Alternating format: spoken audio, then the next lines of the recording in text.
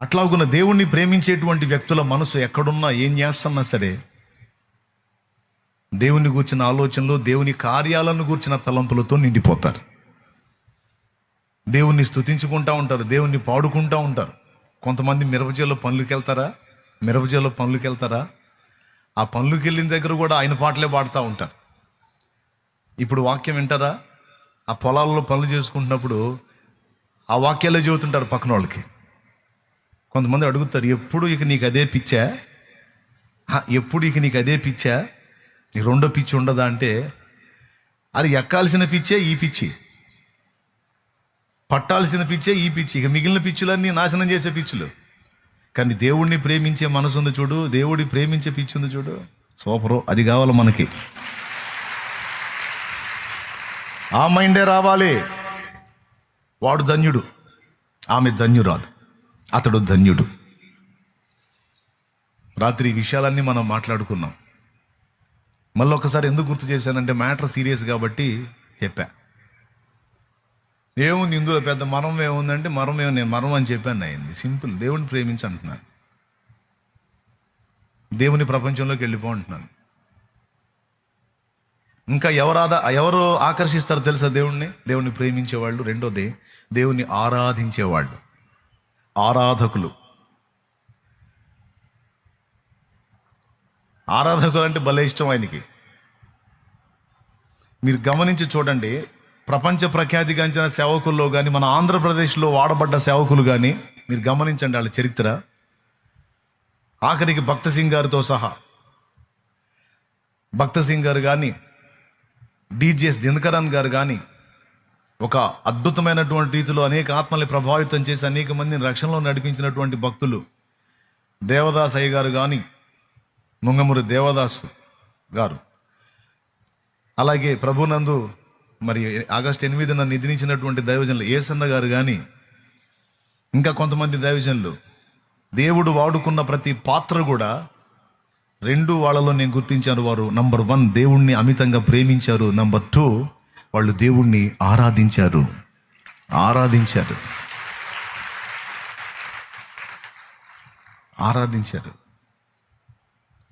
కమ్మగా పాడి పొగిడి స్తుతించారు. బైబిల్లో కూడా చూడండి, చాలామంది వ్యక్తులు, భక్తులు ఉన్నారు కానీ ఎవరి కుమారుడు అనిపించుకోవడానికి దేవుడు ఇష్టపడలా. కానీ దావీదు కుమారుడా నన్ను దాటిపోకయ్యా,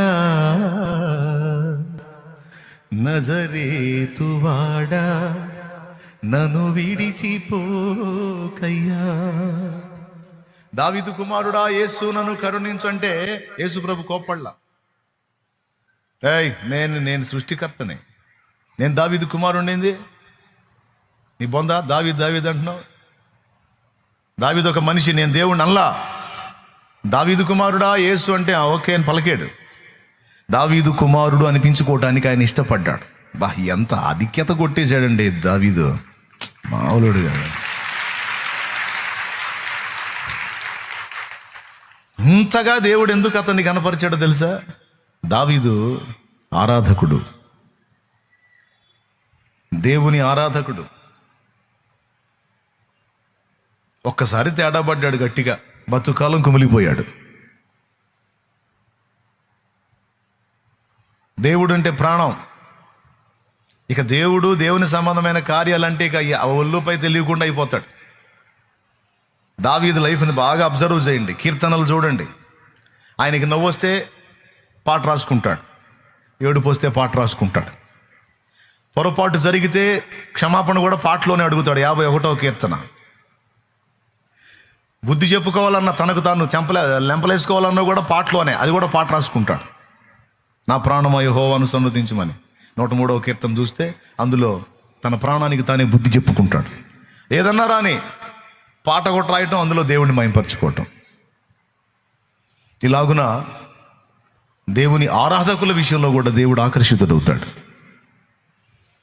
అందుకే నేను మీకు చెప్తున్నాను, దేవుణ్ణి ప్రేమించండి, దేవుణ్ణి ఆరాధించే ఆరాధకులు గండి. కొంతమంది మనుషులను ఆరాధిస్తూ ఉంటారు. వీడు చెబుతాడు, అమ్మాయి నువ్వంటే నా ప్రాణం, నీకోసం ఏమైనా చేస్తాను, నువ్వు లేకపోతే నేను బతకలేను అంటుంటాడు. కొంతమంది మెసేజ్లు పెడతారు, నేను నిన్ను ప్రేమిస్తున్నా, నువ్వు లేకపోతే అసలు బతకలేను, తోటకూర కట్ట అని పెడతా ఉంటారు. అన్నీ బుస్సే. అది కాదు, మనుషులను ఆరాధించడం కాదు, దేవునితో అనుసంధానం కావాలి, దేవుని ప్రేమించాలి, దేవునికి కనెక్ట్ అవ్వాలి, దేవుణ్ణి వర్షిప్ చేయాలి, దేవుని ఆరాధించాలి. భక్తుల్ని నేను ఎందుకు ఇష్టపడ్డానంటే, ఇందాక నేను చెప్పిన పేర్లన్నింటిలో ఉన్న భక్తుల్ని ఎందుకు నేను ఇష్టపడ్డానంటే, వాళ్ళు దేవుణ్ణి ప్రేమించారు, నాకంటే బాగా దేవుణ్ణి ఆరాధించారు. నా ఆరాటం ఏంటంటే వాళ్ళలో కొంతైనా నేను కూడా దేవుణ్ణి ఆరాధించాలని. నీలో కొంతమంది అనుకోవచ్చు, నేను ఒకడు ఆరాధన పిచ్చోడు అనుకోవాలి, నాకు అదే కావాలి. పిచ్చోడు అనుకోండి, పర్వాలేదు, కానీ నేను దేవుణ్ణి ఆరాధించాలి. ఎందుకంటే నా ఆరాధనకు అర్హుడు. నేనన్నా అప్పుడప్పుడు ఆయన మర్చిపోతాను, అప్పుడప్పుడు ఆయన పక్కన పెట్టి ఏదన్నా వేరే ధ్యాసలోకి వెళ్తానేమో, కానీ ఎనీ టైం నన్ను మర్చిపోకుండా నిరంతరం రాత్రి పగలు తేడా లేకుండా నా వైపు చూస్తున్నాడు, నన్ను గమనిస్తున్నాడు, నన్ను ప్రేమిస్తున్నాడు ఆయన. కాబట్టి నా ఆరాధనకు యోగ్యుడు ఆయన. నన్నే కాదు, నిన్ను కూడా గమనిస్తానే ఉంటాడు ఆయన. ఎంతమంది ఒప్పుకుంటారు? రాత్రి పగళ్ళు నీ వైపు చూస్తాడు ఆయన, ఎంతమందికి తెలుసు?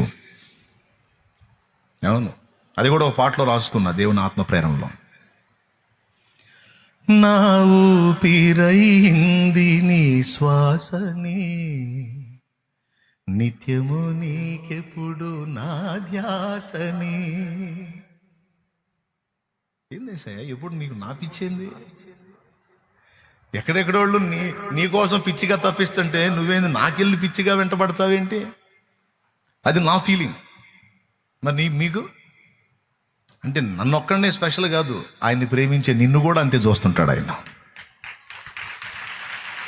నా ఊపిరైంది నీ శ్వాసని, నిత్యముని. చాలేమన్నా, నువ్వు అప్పులు పోయే సంగతి చెప్పకుండా, బాధలు తగ్గే సమస్యలు తీరే మార్గం చెప్పకుండా, నువ్వు ఇబ్బందులు పోయే పరిస్థితులు, రోగాలు తగ్గే వ్యవహారం చెప్పకుండా, ఏందో చెబుతున్నావు ఏంది అన్నట్టు పెట్టారు కొంతమంది ముఖాలు. అరే వాటన్నిటిలోంచి బయటపడే మార్గం ఏంటంటే, వాటన్నిటి నుంచి విడుదల పొంది దేవునిలో మనశ్శాంతిని, ఆదరణను పొందే మార్గం ఏంటంటే దేవుని ప్రేమించటమే, దేవుని ఆరాధించటమే. సంఖ్యలన్నీ దిగిపోతాయి. నమ్మితే గట్టిగా అది.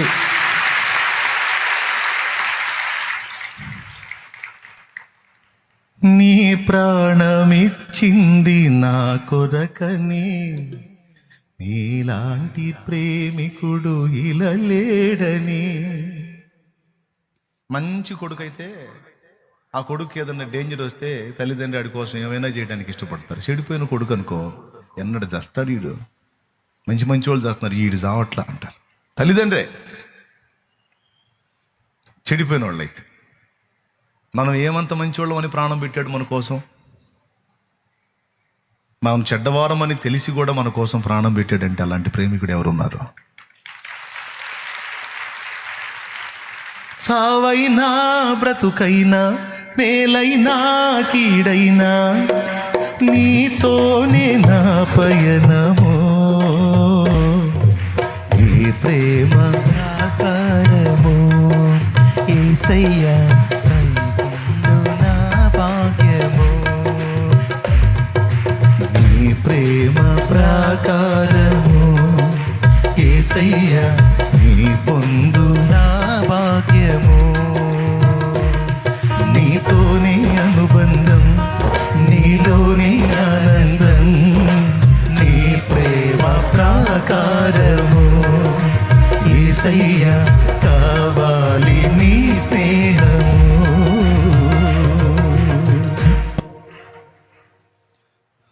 ఇలా దేవుని ధ్యాసలో, దేవుని ప్రపంచంలో ఉండే వాళ్ళ విషయంలో ఎంత కేర్ఫుల్గా ఉంటాడంటే, వాళ్ళకి అవసరమైనవన్నీ ముందుగానే రెడీ చేసి పెడతాడు. ఇంకా చెప్పాలంటే చిన్న కోరిక దగ్గర నుంచి పెద్ద కోరిక వరకు ప్రతిదీ, ఆఖరికి తినాలనుకున్న పదార్థంతో సహా పరిశీలించి అది నీకు అందుబాటులోకి వచ్చేటట్టు చేస్తా. ఏదో పెద్ద సమస్యలు తీసేయటం, చిన్న చిన్న విషయాలు వదిలేయటం కాదు. ప్రతిదీ, ఆఖరికి నువ్వు ఏదైనా పదార్థం తినాలనిపించినా కూడా అది నీకు వచ్చేటట్టు చేస్తాడు. మామిడికాయల సీజన్లో కొంచెం మామిడికాయలు అంటే మనకి ఇష్టంలే. అప్పుడు సేవకు వచ్చిన తొలిది నాలుగు డబ్బులు లేవు, 10 రూపాయలు ఉంటే 2 రోజులు పచ్చడికి వచ్చిద్దిరా అన్నట్టుంది పరిస్థితి. ఆ నూకలో ఆ రేషన్ బియ్యం ఏదో వండుకుంటాం. మనం పచ్చడి తయారు చేసుకోకపోతే కొట్లో పచ్చడి ఒక 5 రూపాయలు పెడితే పచ్చడి వచ్చిద్ది, నడుస్తుంది. అట్లా 10 రూపాయలు ఉంటే 2 రోజులు పచ్చడి వచ్చిద్దిరా, ఇబ్బంది లేకుండా గడిచిద్ది అన్న పొజిషన్లో ఉంది. అప్పుడే పళ్ళు రసాలు మామిడికాయలు దిగున్నాయి మార్కెట్లో. సైకిల్ మీద పోతా ఉన్నా, కనపడుతున్నాయి, ఏమరా అన్నట్టు. డబ్బులేమో 10 రూపాయలే ఉన్నాయి జేబులో. అయినా సరే అంత మనసులోనే కాయలు చూస్తే అద్భుతంగా ఉన్నాయి, కొనటానికి మనసు రావట్లా. 10 రూపాయలు ఇస్తే ఇంకా అయిపోయింది, 2 రోజులు మళ్ళీ ఇబ్బంది అన్నట్టుంది పరిస్థితి. సరేలే, డబ్బులు వచ్చినప్పుడు తిందాంలే, ఇప్పుడు దేవుడు ఇవ్వలేదు అంతే అనుకుంటే ఏదో పాడుకుంటూ వెళ్ళిపోయా.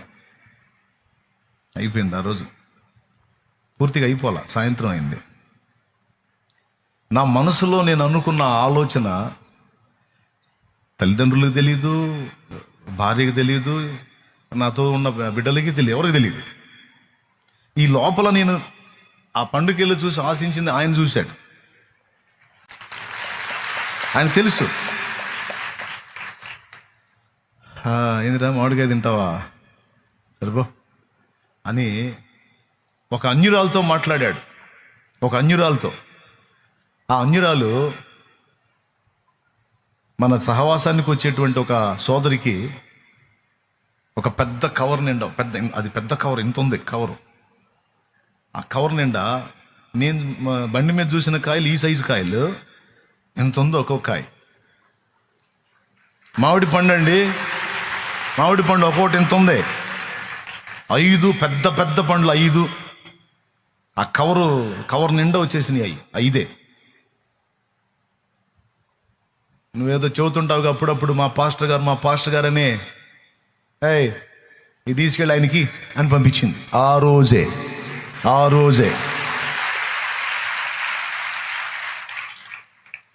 ఇప్పుడు మీరు చెప్పండి, కాయలు తింటాం సంగతి ఏమో కానీ ఆ కాయలు చూసి ఏడుపు వచ్చింది.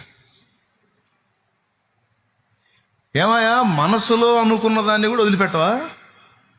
అచ్చంగా నా మీదే వేసావేంది కెమెరా? అది ఎట్లా తెలుస్తాయిదేవో నీకు? పొద్దుకూక నాకెళ్ళే పెడతావా నీ మైండ్ అంతా? అరే నేను రోడ్డు మీద పోతా అనుకున్నది నీకెట్ట తెలిసింది? అసలు అంత దృష్టి ఎట్ట పెట్టావు? నీకేం పనులు లేవా? ఇంత ప్రపంచాన్ని నడిపించాలి, ఎంత బిజీ నువ్వు. అసలు ఇంత బిజీలో నన్నెట్ట కనిపెడతావా నువ్వు? ఒకసారి కనిపెట్టేటివేంది, ఆనాటి నుంచి ఈనాటి వరకు ప్రతిరోజు, ప్రతి గంట, ప్రతి నిమిషం, ప్రతి సెకండ్, ప్రతి గడియ కనిపెడతానే ఉన్నాడు నిన్ను, నన్ను. ఎంతమంది ఒప్పుకుంటారు? దేవునికి అది సాధ్యమైంది. మరి ఇప్పుడు నేను పాడింది తప్పా రైటా? నా ఊపిరైంది నీ శ్వాసని, నిత్యము నీకెప్పుడు నా ధ్యాసని. మీరు ఎగతాళి చేయొచ్చు, పెద్ద పోటుగాడు అని నీ మీదే ధ్యాస పెట్టాడు. నేను పోటుగాడిని కాదు, ఎదవని అనుకుందాం. ఎదవల మీద ఇంకా ఎక్కువ ధ్యాస పెడతాడు. దేవునికి స్తోత్రం, హల్లెలూయా. పోటుగాడు కాదు, ఎదవని అనుకుందాం. ఎదవని అనుకున్నాడు అనుకో, అసలుకే ఎదవీడు అని చెప్పి ఇంకెక్కువ ధ్యాస పెడతాడు. ఎట్లా నేను మంచోడైనా ధ్యాస పెట్టేదే ఎదవనైనా ఆయన ధ్యాస పెట్టి. ఎందుకంటే ఆయన మనల్ని ప్రేమిస్తున్నాడు, ఆయన నిన్ను ప్రేమిస్తున్నాడు. మీలో అనుభవించిన వాళ్ళు చెప్పండి, అలా మీరు ఆశించినవి మీరేదో మనసులో అనుకున్నాయి వెంటనే జరిగేటట్టు, ఆ రోజే జరిగేటట్టు, లేదా మరుసటి రోజు జరిగేటట్టు దేవుడు చేసిన కార్యాలు ఎంతమంది గుర్తున్నాయి? ఎంతమంది చేతులు ఎత్తుతారు? అది నేను ఎవరికీ చెప్పలేదు అన్నయ్య, నా మనసులో ఆఖరికి ఇక్కడికి వచ్చి కూర్చొని నువ్వు ఆశించిన పాటతో సహా నువ్వేదో అనుకుని కూర్చుంటావు, ఈరోజు ఆ పాట పాడితే బాగుండా అన్నాన్ని ఖచ్చితంగా నేను అదే ఎత్తుకుంటా. ఒక్కసారిగా ఒళ్ళు పులకించిద్ది. ఎందుకో తెలుసా? నువ్వు నాకేం ఫోన్ చేయలే, అసలు నువ్వు ఎక్కడ కూర్చున్నావు కూడా నాకు తెలియదు, కానీ నువ్వు ఆశించిన పాట నా నోట వచ్చేటట్టు దేవుడు చేశాడు. ఈ అనుభవం కూడా ఉంటుంది కొంతమందికి. ఎంతమంది ఒప్పుకుంటారు ఈ పాయింట్ని? అదిగో అసలు ఏందండి ఆయన మనసు ఏంది? మనం ఏమనుకుంటాం, అసలు ఇంతమందిలో నన్ను దేవుడు గుర్తుపడతాడంటావా? అసలు ఇంతమందిలో దేవుడు నన్ను ఒకదాన్ని, నేను ఒకడిని ఉన్నానని అసలు నన్ను ఆలోచిస్తాడంటావు అనిపించింది మన అవతారాలకి, మన మనసుకి. కానీ ఇది స్పష్టం, ఎంతమందిలో నువ్వున్నా ఆయన నిన్ను గమనిస్తున్నాడు అనడానికి ఎన్ని సాక్ష్యాలు. మరి ఇవన్నీ ఎట్లా జరుగుతాయండి? యాదృచ్ఛికంగా జరుగుతాయా?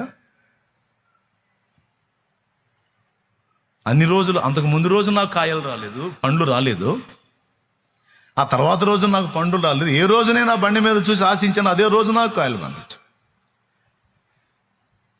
సమస్యల పరిష్కారం దగ్గర నుంచి పెద్ద పెద్ద ఇరుకులు, ఇబ్బందులు, వాటిని పరిష్కరించడం, చిన్న చిన్న ఆశలతో సహా తీర్చడానికి ఎంత సెన్సిటివ్గా, ఎంత సున్నితంగా మన మనస్సుని ఆయన అబ్జర్వ్ చేస్తున్నాడో ఇది ఒక సాక్ష్యం. నీకు జరగలేదు ఎట్లా? నీకు జరగలేదా? నువ్వేదో కూర తినాలనిపించింది, నీకు డబ్బులు లేవు, లేకపోతే ఇంట్లో ఉండే పరిస్థితి లేదు, ఇంటి పక్కలు తెచ్చిస్తారు నీకు. అది అంతకు ముందు రోజు ఎవరు, ఆ తర్వాత రోజు ఎవరు, నువ్వు అనుకున్న రోజే వచ్చింది నీకు. అది అలాంటి అనుభవాలు ఎంతమందికి లేవు? అదిగో ముందు అది తింటమేమో కానీ అది చూసి యేసయ్య మనసులో అనుకున్నది వినపడిందా నీకు? నువ్వు వాళ్ళతో మాట్లాడావా? ఇలా ఎన్ని కార్యాలో. ఇవన్నీ చిన్న చిన్నగా మీకు అనిపించవచ్చు, నాకు ఇది చిన్నవి కాదు. మామిడి పండుది ఏముంది అనొద్దు, కూరదేముంది అనొద్దు, వస్త్రందేముంది అనొద్దు, పాటదేముంది అనొద్దు. నువ్వు ఎక్కడో అనుకున్నావు నీ అంతరంగంలో, కానీ దాన్ని విని నీకు కార్యం చేసి తన ఉనికిని నీకు స్పష్టపరిచిన కార్యాలు ఎన్నో. ఇవన్నీ దృష్టిలో పెట్టుకొని మరి మనం విశ్వసించినవాడు, మనం సేవిస్తున్నవాడు, మనం ఆరాధిస్తున్నవాడు మనతో, మన మనస్సుతో ఎంత సమీపంగా ఉండి మనల్ని అబ్జర్వ్ చేస్తున్నాడో గుర్తించి ఆయన అమితంగా ప్రేమించి ఆయన లోకంలో ఉండండి. బాధలైనా, ఇరుకులైనా, ఇబ్బందులైనా, నిందలైనా, సమస్యలైనా, అవమానాలైనా, కలతలైనా, కన్నీళ్ళైనా కృంగిపోక ఆయనను విడిచిపెట్టక హత్తుకొని ఉండండి. ఆయన నిర్ణయించిన కాలం వచ్చినప్పుడు నిన్ను చుట్టుముట్టిన సంఖ్యలన్నీ తెగిపోతాయి. ఆయన నిర్ణయ కాలం సమీపించినప్పుడు నువ్వు వేదనను అనుభవిస్తున్న స్థితులన్నీ నిన్ను విడిచి వెళ్ళిపోతాయి. పలుగాకి లోకం నిందించిన ఏకాకివై నీవు రోదించిన, పలుగాకి లోకం నిందించిన ఏకాకివై నీవు రోదించిన, అవమాన పర్వాలు ముగిసేనులే, ఆనంద గీతాలు పాడేవులే. నవ్వినోళ్ళంత నీ ముందు తలను వంచేరు ఇక ముందు, నవ్వినోళ్ళంత నీ ముందు తలను వంచేరు ఇక ముందు. ఉందిలే దీవెనా ఎందుకా వేదన, ఉందిన యాతన దేవుడే మరచు. దేవునికి మహిమ. ఇవన్నీ నేను అనుభవించి ఇప్పటి కూడా అనుభవిస్తానే ఉన్నా. ఇప్పటికీ పలుగాకుల్లాగా పొడుస్తానే ఉన్నారు నన్ను. ఎక్కడో చోటు ఎవడో దరిద్రుడు ఎగుతానే ఉన్నాడు, పొడుతానే, నిందిస్తానే ఉన్నారు, నా మీద అబద్ధాలు ప్రచారాలు చేస్తానే ఉన్నారు, చేసుకునే. అదే పలుగాకుల లోకం అంటే కాకులు పొడిచినట్టు పొడుతూ ఉంటారు. ప్రశాంత్ వీడు బాగా చేస్తున్నారా అని ఎంకరేజ్ చేసేవాళ్ళు తక్కువ, పొడిచేవాళ్ళు ఎక్కువ, పతనాన్ని ఆశించేవాళ్ళు ఎక్కువ. అదొక మా లోకంలే. సోదోళ్ళు ఏం చేద్దాం, సోదోళ్ళు. అందుకే అవన్నీ పట్టించుకో. పలుగాకి లోకం అనుకుని అందుకే రాసుకున్నాం. నిన్ను నిందించే వాళ్ళ గురించి కూడా నువ్వు అదే వాడుకో. నవ్వినోళ్ళంతా నీ ముందు అది అనుకునని శ్రమలెన్నో ఎదిరించిన ఆత్మీయుల ప్రేమ. కొన్నిసార్లు అయితే మరి దారుణం అండి. ఏబు గ్రంథం చూస్తే ఏబుకు అక్క చెల్లెళ్ళు ఉన్నారని, అన్నదమ్ములు ఉన్నారని మనకు అసలు తెలియదు. స్టార్టింగ్ నుంచి ఆత్మీయులు ఉన్నారన్న సంగతి తెలియదు మనకి. చివరిలో చూస్తే ఏబు బాధ అన్ని శోధనలన్నీ అయిపోయిన తర్వాత వాళ్ళు లైన్లోకి వచ్చి ఇది పడాల్సినవన్నీ పడ్డ తర్వాత అంతా అయిపోయి మళ్ళీ కథ సుఖాంతమై రెండంతల దీవెన పొందిన తర్వాత అప్పుడు వచ్చాళ్ళు మళ్ళీ, అయ్యా తమ్ముడా తమ్ముడా ఎన్ని బాధలు పడ్డావరా తమ్ముడా తమ్ముడా అని ఏడ్చినట్టుంది. అలానే ఏడిచారా అని అడగొద్దు. ఎంత లేసి బాధలు అనుభవించితివని ఏడ్చిరని రాసుంది. అందుకని మన స్టైల్లో చెప్పాను నేను. అక్కలు ఏడ్చారు, చెల్లెళ్ళు ఏడ్చారు, అన్నలు ఏడ్చారు, తమ్ముళ్ళు ఏడ్చారు. నేను అనుకుంటాను ఇన్ని బాధలు అనిపించినప్పుడు ఏ వీళ్ళందరూ ఎటుపోయారు అనేది నా డౌటు. ఎటుపోయారు? శోధనలు అది కూడా ఒక భాగం. ఏంటో తెలుసా? దేవుడు మనల్ని పరీక్ష నాళికలో ఉంచినప్పుడు మనకు అత్యంత సమీపస్తులు ఆత్మీయులు అనుకున్న వాళ్ళు సైతం మనల్ని వదిలేస్తారు. మన ఆశలన్నీ అడియాశలు అయిపోతాయి. అందుకే అనుకొనని శ్రమలెన్నో ఎదిరించిన ఆత్మీయుల ప్రేమ నిదురించిన. వాళ్ళ ప్రేమలు దూరం అయిపోతే వాళ్ళు వదిలేస్తే ఇక మనకు దిక్కు లేదా? అసమానమైన నా దేవుని బలమైన బాహు నిన్ను వీడునా. యేసు నిలిచాడు నీ ముందు, నీకు చేసేను కనువిందు. యేసు నిలిచాడు నీ ముందు, నీకు చేసేను కనువిందు. ఉందిలే దీవెనా ఎందుక వేదన, పొందిన యాతన దేవుడి మరచునా. దేవునికి మహిమ. అది బిడ్డ. కాబట్టి దేవుని ప్రేమించండి, దేవుని ధ్యాసలో, దేవుని ధ్యానంలో, దేవుని లోకంలో ఉండండి. రోగాలు ఆయనే తీసేస్తాడు, అప్పులు ఆయనే తీసేస్తాడు, సమస్యలు ఆయనే తీసేస్తాడు. ఎట్ట తీసేస్తాడు అన్నయ్య? నీకు దారి లేకపోతే దేవుడికి 14 దారులు ఉన్నాయి. నీకెందుకు? నోరు మూసుకొని నమ్ము. దేవునికి స్తోత్రం. నీకు దారి లేకపోతే ఇక దేవుడికి దారులు లేవేంది? నీకు ఒక్క దారి కూడా లేనప్పుడు దేవునికి 14 దారులు ఉంటాయి. కాబట్టి నేను చెప్పింది నోరు మూసుకొని నమ్మటమే. నమ్మితే స్వతంత్రించుకుంటాం. ఎందుకంటే గత 22 సంవత్సరాలుగా కొంత ఎరుగుదు నాయన్ని. అందుకే ఇంత ధీమాగా మాట్లాడేది. ఈ 22 సంవత్సరాలు మనుషులతో కంటే ఎక్కువగా ఆయనతో సహవాసం చేసిన అనుభవంలో కొన్ని సంగతులు తెలుసు. అందుకనే ఇంత ఘంటాపథంగా చెప్పాను. 2 సంగతులు చెప్పండి. ఎవరు ఆకర్షిస్తారు దేవుణ్ణి? దేవుడు ఆడుకున్న పాత్రలు ఎక్కువ శాతం మంది ఎవరై ఉన్నారు? ఆరాధకులై ఉన్నారు. ఏమండి అసలు ఎట్లా పాడతారండి పాటలు?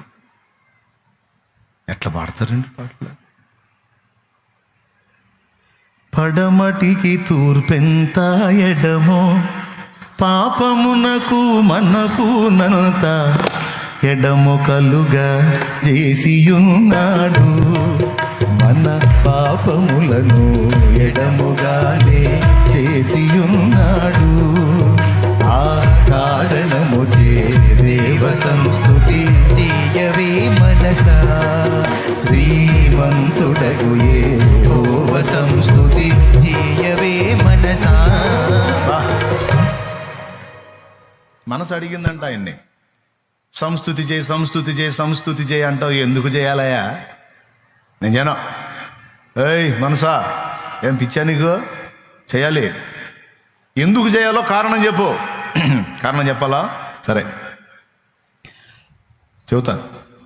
కొడుకులపై తండ్రి జాలి పడు విధమున భక్తి పరుల, కొడుకులపై తండ్రి జాలి పడు విధమున భక్తి పరుల, ఎడల జాలి పడును దేవుడు తన భక్తి పరుల, ఎడల జాలి పడును దేవుడు. ఆ కారణము చే దేవ సంస్తుతి చెయ్యవే మనసా, శ్రీమంతుడగు యెహోవ సంస్తుతి చెయ్యవే మనసా. కోతికిన్నట్టు ఎగరవాకవే పిచ్చి మనసా. ఎవరికి అది ఇది ఆడు ఈడు అది ఇదని పిచ్చి పిచ్చిగా గుర్తావే పిచ్చి మనసా. చూసా సంస్తుతి చెయ్యి. ఏం రాసుకున్నారు పాటలు, ఎవరు వారికి బోధకులు. మనకున్న ఆశలు అన్నీ వాళ్ళకి లేవు, మనకున్న శరీరాలు వాళ్ళకి లేవు, కానీ వాళ్ళ మైండ్ చూడు ఎటు తిప్పుకున్నారో. ఈ కూటమి అయిపోయిందంటే ఇక బైబిల్ సంఖలో పెట్టేది ఇక చెత్తంతా ఆలోచించుకుంటూ పోతారు కొంతమంది. అయిపోయింది అబ్బాయి భక్తి రంజన అయిపోయింది, ఇక ముక్తి రంజన మొదలు పెడతారు. దేవునికి స్తోత్రం. ఆకాశవాణి భక్తి రంజని కార్యక్రమం అయిపోయింది, ఇక ముక్తి రంజని బయలుదేరుతారు. వాళ్ళకి అసలు ఎవరు బోధించారు? వాళ్ళు బోధకులు, సేవకులు.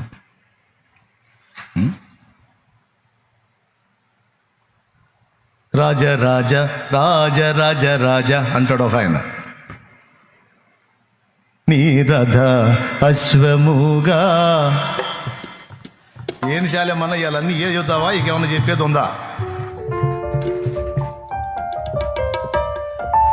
అంటే మీరు లవ్లో పడతారని చెబుతున్నాను నేను. ఎవరితో? ఆ లవ్లో అంటే మళ్ళీ దిక్కుమాల ఆలోచనలకు బావాకండి. అయ్యో స్తోత్రం. నా యేసు రాజా ఆరాధ్య దైవం, కిరీటధారి అయి రథం మీద వస్తా ఉన్నాడట ఆయన.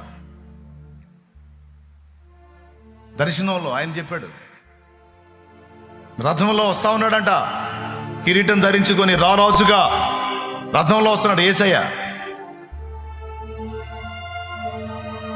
పక్కన నిలబడ్డాడు, త్రోవ పక్కన. ఆయన ముందుకు వెళ్తుంది రథం. ఒక్కటే ఒక కేకేశాడంట, దాటి వెళ్ళిపోతుంటే యేసురాజా యేసురాజా అని ఎలుగెత్తి కేక వేసి పాడుకున్న పాట. నా యేసు రాజా నా ఆరాధ్య దైవమా, ఆరాధ్య దైవమా, నా స్తోత్ర గీతమా, నా స్తోత్ర గీతమా, ఆరాధ్య దైవమా, నా యేసు రాజా రాజా రాజా రాజా రాజా రాజా స్తోత్రం.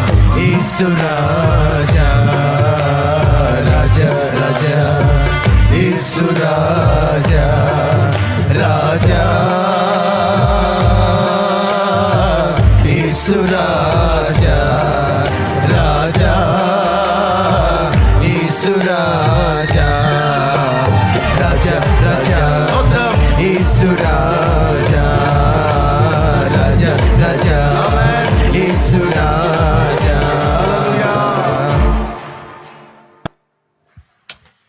పిచ్చండి వాళ్ళకి, ఆయన పిచ్చే. బాయ్ నీకు చదువు ఉందా లేదా, నువ్వు ఎంత చదివావు ఏందనేది కాదు. యేసయ్య మైండ్లో పడితే, యేసయ్య పట్ల ప్రేమ పుడితే ఇక నీకు రెండో ధ్యాస ఉండదు, ఇక అదే ప్రపంచం.